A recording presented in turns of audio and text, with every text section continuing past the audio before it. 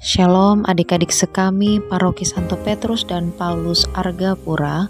Selamat pagi, selamat berjumpa kembali dengan Kak Trias dalam Do Re Mi, doa dan renungan misioner pada hari Jumat tanggal 7 Februari 2025. Semoga hari ini kita semua dalam keadaan sehat dan bahagia. Adik-adik yang Tuhan kasihi, hari ini kita akan membaca Sabda Tuhan yang diambil dari Injil Markus. Sebelum kita membaca, mari kita berdoa.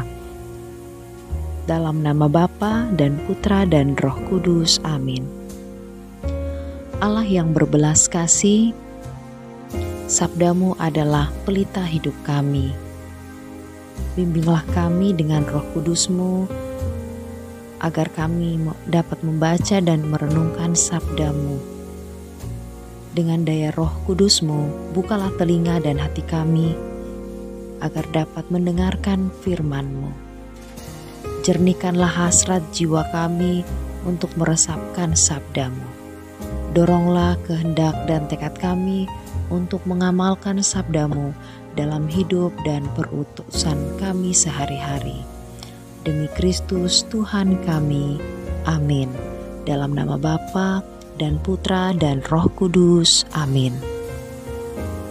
Baik adik-adik, sekarang kita buka Injil Markus pasal 6 ayat 14 sampai ayat 29. Inilah Injil suci menurut Markus.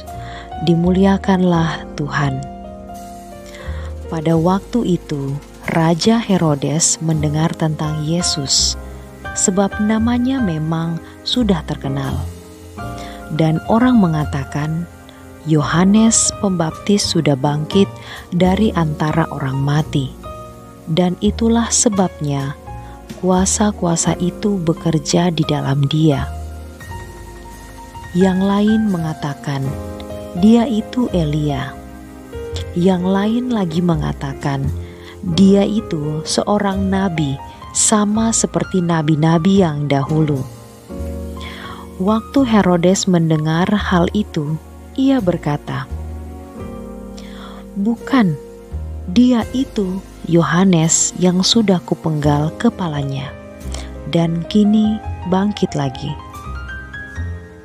Memang Herodeslah yang menyuruh orang menangkap Yohanes dan membelenggunya di penjara, berhubung dengan peristiwa Herodias, istri Filipus saudaranya, karena Herodes telah mengambilnya sebagai istri.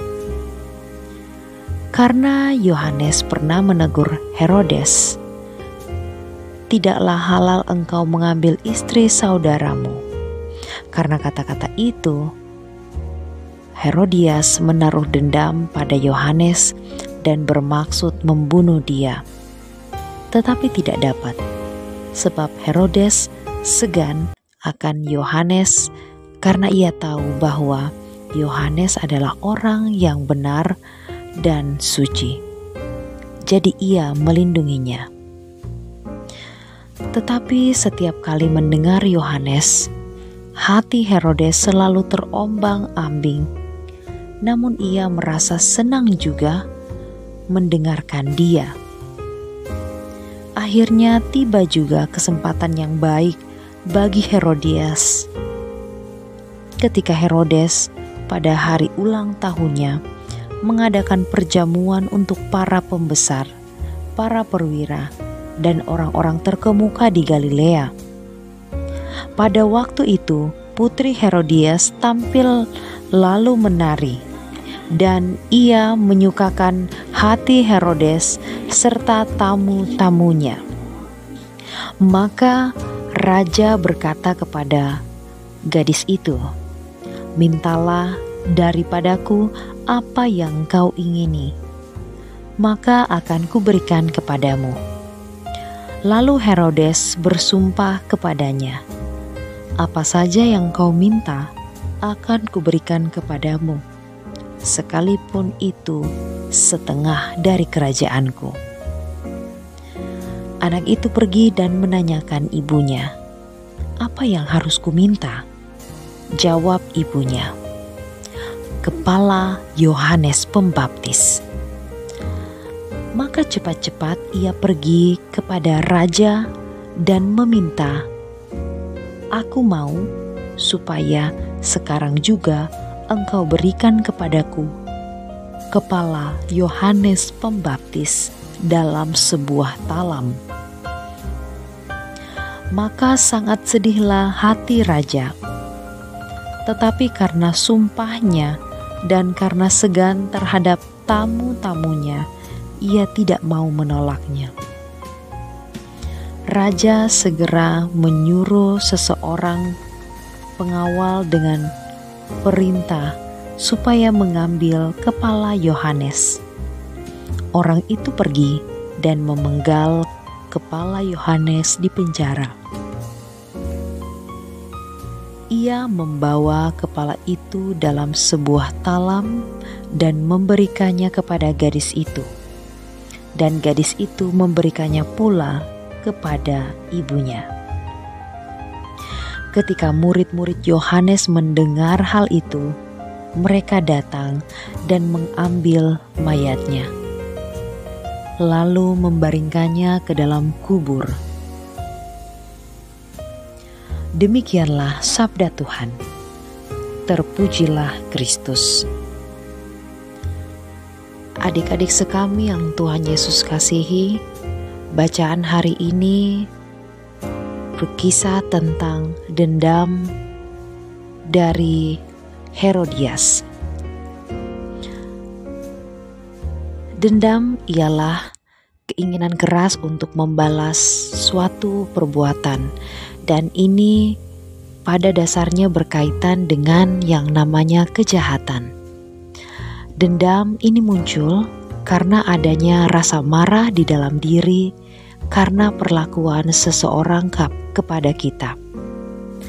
Jika kita tidak mengatasi rasa dendam, dendam ini akan semakin membara dan membahayakan, baik kepada orang yang menjadi sasaran kemarahan itu maupun kepada diri kita sendiri.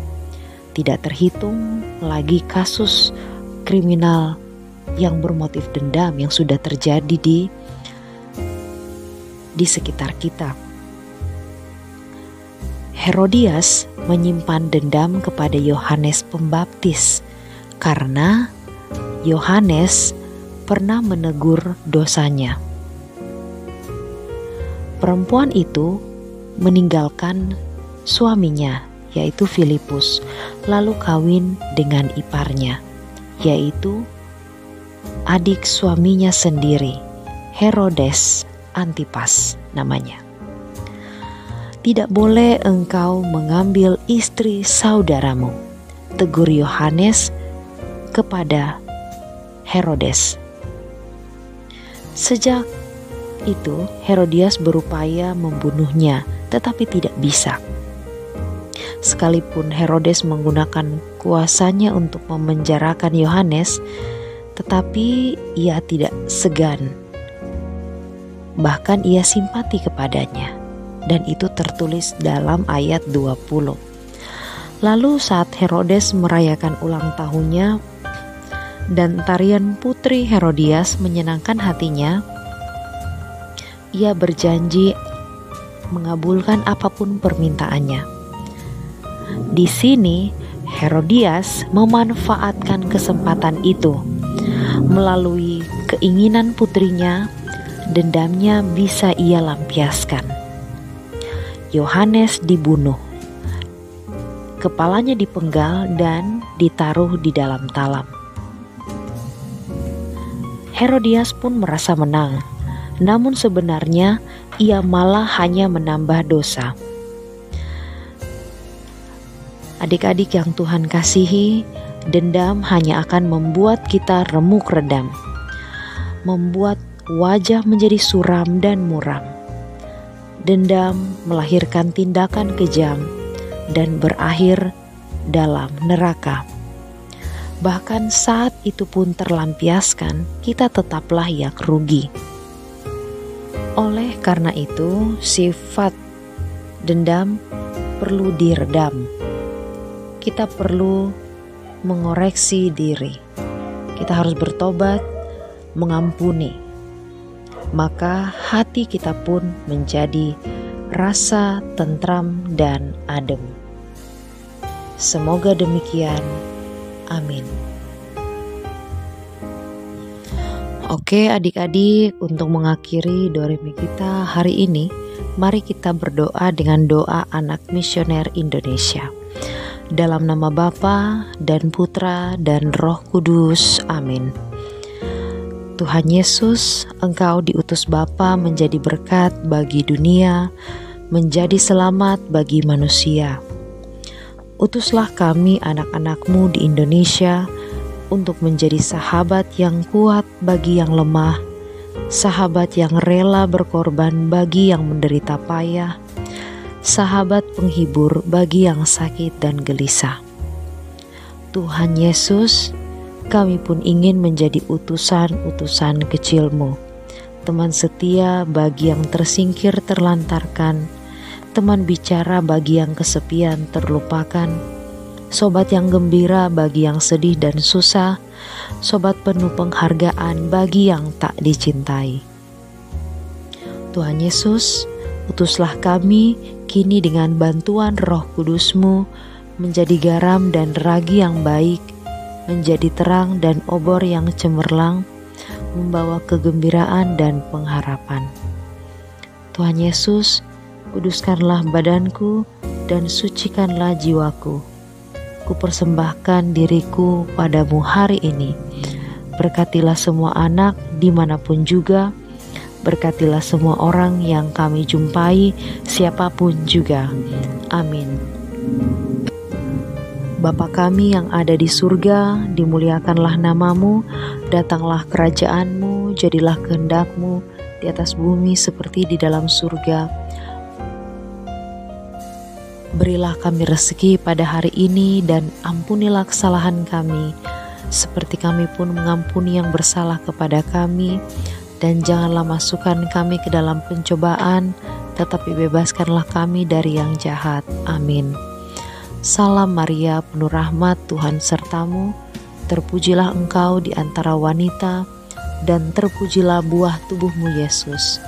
Santa Maria, Bunda Allah, doakanlah kami yang berdosa ini, sekarang dan waktu kami mati. Amin. Kemuliaan kepada Bapa dan Putra dan Roh Kudus, seperti pada permulaan, sekarang, selalu, dan sepanjang segala abad. Amin. Adik-adik yang terkasih, demikian renungan Doremi kita pada hari ini. Kita akan berjumpa lagi pada Doremi yang berikutnya. Selamat beraktivitas, Tuhan memberkati.